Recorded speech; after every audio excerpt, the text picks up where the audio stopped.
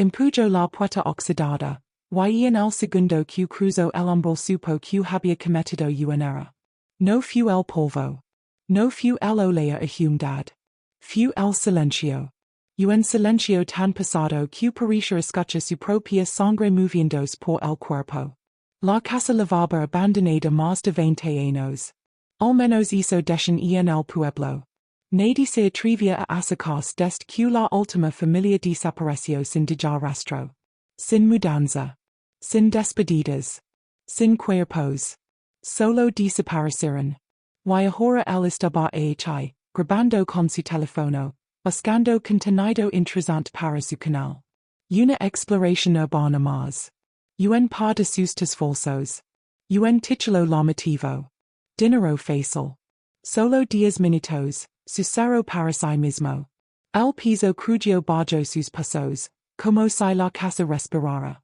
La luz de la linterna temblaba ligeramente en su mano sudorosa. Las paredes estaban cubiertas de fotografías arrancadas, dejando marcas rectangulares más claras, como cicatrices. Pero lo que lo hizo detenerse no fu eso. Fu el reloj. En la pared del pasillo había un reloj antiguo. Funcionando. Marcaba exactamente las 3:17. El mismo horario que, según la leyenda del pueblo, fu la última vez que alguien vio luces encendidas en esa casa.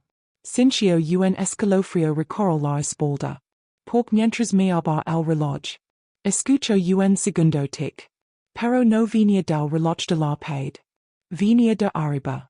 El sonido volvió a escucharse. Tic. Seco. Metálico. Lento. No era el crujido normal de una casa vieja. No era el viento. No era madera dilatándose. Era rítmico. Tic. Trago saliva y levanto la vista hacia el techo. La escalera que conduce al segundo piso estaba justo al final del pasillo, cubierta de polvo, excepto por algo que hizo que su corazón se acelerara. Había huellas. No muchas. Solo un par. Recientes. El polvo estaba interrumpido, como si alguien hubiera subido hacia apenas minutos. No pude ser, murmuró, sintiendo como el aire se volvía más denso. Su mente intentó encontrar una explicación lógica. Tal vez otros exploradores urbanos. Tal vez algún vagabundo. Tal vez animals. Pero las huellas no eran devotas. Eran pequeñas. Como de alguien descalzo. Tic. Esta vez el sonido fu más fuerte. Venía claramente del piso superior. Y entonces su teléfono vibró en su mano. Casi lo suelta del susto. Una notificación. No había señal en esa zona desde hacia kilómetros. Lo sabía porque había intentado transmitir en vivo antes de entrar. Pero la pantalla mostraba un mensaje nuevo. Número desconocido. Lo abrió con el pulso temblando. El mensaje decía. Y estás arriba. El estómago se le hundió. Porque el seguía abajo. Y el tic. De repente se detuvo. El silencio que seguió fu peor que el sonido. Porque ahora sabía que no era imaginación. Alguien, o algo, sabía exactamente dónde estaba. Su respiración comenzó a acelerarse. Miró otra vez el mensaje. Y estás arriba. El estudio marcaba, enviado hace 3 minutos. 3 minutos. El había estudio en la planta baja todo el tiempo. Sintió una presión extraña en el pecho. Como si la casa misma estuviera observándolo. Lentamente, alzó la cámara de su teléfono y activó la grabación. Si alguien está aquí, esto no es gracioso, dijo, intentando sonar firme. Su voz salió más débil de lo que esperaba. Decidió comprobarlo. Si el mensaje decía que estaba arriba, entonces quien lo envió debía estar mirándolo desde arriba. Cada paso hacia la escalera parecía pesar el doble. El polvo flotaba en el aire como si hubiera sido alterado recientemente. Las huellas descalzas comenzaban justo en el primer escalón. Tic. El sonido regresó. Pero ahora no venía del techo. Venía de detrás de él. Se giró bruscamente. El pasillo estaba vacío. Al reloj de la paid y no marca bar las 3:17. Marca bar las 3:18. Pero el segundo no se movía. Estaba fijo. Congelado. Yaunci. Al tic seguía sonando. Muy cerca de su oído. El silencio que seguía fue peor que el sonido. Porque ahora sabía que no era imaginación. Alguien, o algo, sabía exactamente dónde estaba. Su respiración comenzó a acelerarse. Miró otra vez el mensaje. Estás arriba. El estudio marcaba, enviado hace 3 minutos. 3 minutos. El había estudio en la planta baja todo el tiempo. Sintió una presión extraña en el pecho. Como si la casa misma estuviera observándolo. Lentamente, alzó la cámara de su teléfono y activó la grabación. Si alguien está aquí, esto no es gracioso, dijo, intentando sonar firme. Su voz salió más débil de lo que esperaba. Decidió comprobarlo. Si el mensaje decía que estaba arriba, entonces quien lo envió debía estar mirándolo desde arriba. Cada paso hacia la escalera parecía pesa el doble.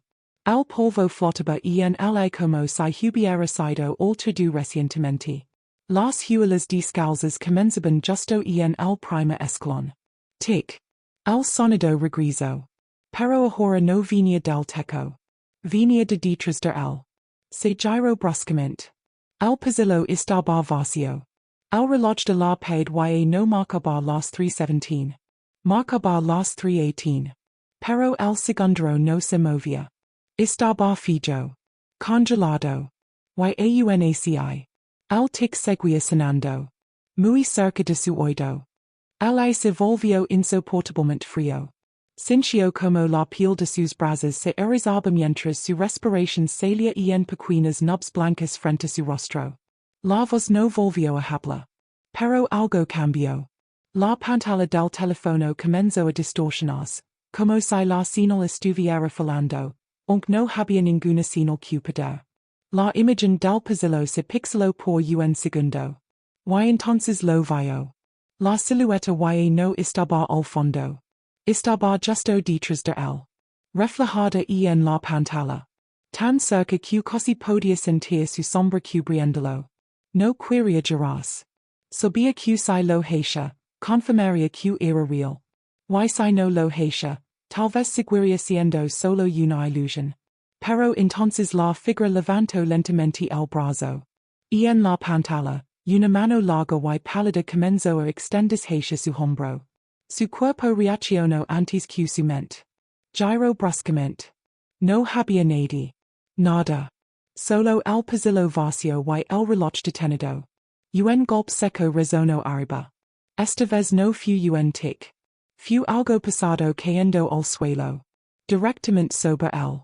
El techo crujió, el polvo quedó como lluvia. Y entonces lo entendió. No era el quien había subido. Era algo más. Que estaba bajando. El primer paso en la escalera sonó como un hueso quebrandos. Crack. No lo vio. Lo escuchó. La madera se hundió literalmente bajo un peso invisible. El polvo se levantó en el aire, dibujando la forma de algo que descendía, aunque no había cuerpo alguno. Retrocedió instintivamente hasta chocar con la pared. Otro paso. Más cerca. La escalera crujía uno por uno, como si alguien bajara con calma. Sin prisa. Seguro de que no había salida. Intentó correr hacia la puerta principal. Estaba cerrada. La había dejado entreabierta. Estaba seguro. Ahora no se movía ni un centímetro. No, no, no, susurró, empujando con fuerza. Otro crujido. El último escalón. Y estaba abajo. El aire frente a la escalera comenzó a comprimirse, como si el espacio se deformara. El polvo se arremolinaba delineando una silueta humana. Alta. Demasiado alta. Y entonces, frente a sus ojos, aparecieron marcas en el suelo. Huelas. Descalzas. Formándose una tras otra, avanzando hacia él. Su teléfono vibró de nuevo. Otro mensaje. Número desconocido. Manos temblorosas. Pantalla desbloqueada. Ahora si estás arriba. Su sangre se heló. Porque el reloj en la pared y no marcaba las 3:18. Marcaba las 3:17 otra vez. Y el segundero. Comenzó a moverse hacia atrás. El segundero giraba en reversa. Tac. Tac. Tac. Cada movimiento hacia atrás hacia que la casa vibrara levemente, como si el tiempo mismo estuviera siendo forzado a retroceder. Las huelas en el suelo comenzaron a desaparecer, borrándose una por una, alejándose de él, regresando hacia la escalera. Él dejó de sentirse frío. Demasiado rápido. Demasiado antinatural. De pronto, todo quedó en absoluto silencio. No crujidos. No susurros. No viento. Su teléfono volvió a vibrar. Esta vez no era un mensaje. Era una notificación de video. Confundido, miró la pantalla. El archivo que estaba grabando, y no mostraba el pasillo vacío. Mostraba algo distinto. Mostraba la casa, pero limpia. Nueva. Iluminada. Como si estuviera habitada. La fecha en la esquina del video no era la de hoy. Era de hace 22 años. Su respiración se detuvo. En la grabación aparecía una familia cenando en lo que ahora era el comedor abandonado. Un hombre. Una mujer. Un niño pequeño. Y entonces la cámara del video, como si alguien la estuviera sosteniendo, giró lentamente hacia un espejo en la pared. En el reflejo. No estaba la familia. Estaba él. De pie. En esa misma casa. Observándolos. El niño del video levantó la mirada directamente hacia la cámara. Y sonrió. Exactamente como él solía sonreír en las fotos de su infancia. El teléfono cayó de sus manos. El golpe contra el suelo resonó en toda la casa. Pero la pantalla no se rompió. Siguió reproduciendo el video. La familia en la grabación dejó de moverse de forma natural. Sus gestos comenzaron a volverse lentos, forzados, como si alguien estuviera posando y adelantando la escena manualmente. El niño seguía mirando directo a la cámara. Directo a él. Y entonces habló. Aunque en el video no había audio, él lo escuchó claramente detrás de sí. Volviste. La voz era idéntica a la suya cuando tenía 8 años. Su corazón empezó a latir con fuerza descontrolada. Retrocedió hasta que su espalda chocó contra la pared. Yo nunca viví aquí, susurró, intentando convencerse. Pero imágenes comenzaron a filtrarse en su mente. Un pasillo largo. El mismo reloj en la pared. Las 3:17. Un grito. Oscuridad. El video mostró algo nuevo. La escena terminó abruptamente. La madre se levantó de la mesa mirando hacia la cámara con terror. El padre intentó cubrir al niño. Y entonces la imagen se distorsionó. Sombras llenaron la habitación. La cámara cayó al suelo. Se escuchó un golpe seco. El mismo que había oído minutos antes de estar arriba. La pantalla se quedó en negro. Silencio. Luego, una última imagen apareció. Una fotografía familiar. El padre. La madre. El niño. Y detrás de los. Él. Sonriendo. Con los pies descalzos. El frío regresó con fuerza, esta vez más intenso, penetrando hasta los huesos. Sintió una presencia detrás de él, algo que no podía ignorar. La linterna cayó de sus manos y rodó por el suelo, iluminando brevemente la habitación. Entonces lo vio. No en la pantalla. No en el video. Frente a él. La figura alta, descalza, con rasgos difusos y ojos vacíos. Sus movimientos aún lentos, deliberados, pero cada paso resonaba como un golpe en el pecho. Intentó retroceder, pero sus pies parecían pegados al suelo. Su respiración era errática, cada inhalación una lucha. La figura se acercaba. Sin prisa, sin vacilar. El teléfono, tirado en el suelo, se encendió solo. La cámara estaba grabando. La figura, al ver el dispositivo, se detuvo un instant y giro lentamente la cabeza hacia la pantalla. Entonces susurró. Has venido, al lugar equivocado. La voz no tenía tono humano.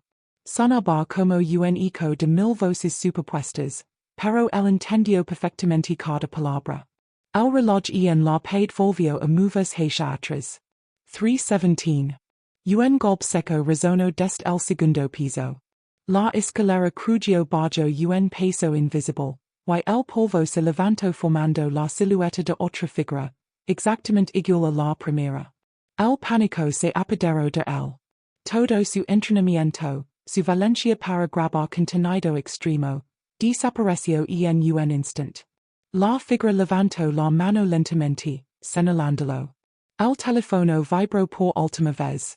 El mensaje en pantalla decía: ahora tú es parte de la historia.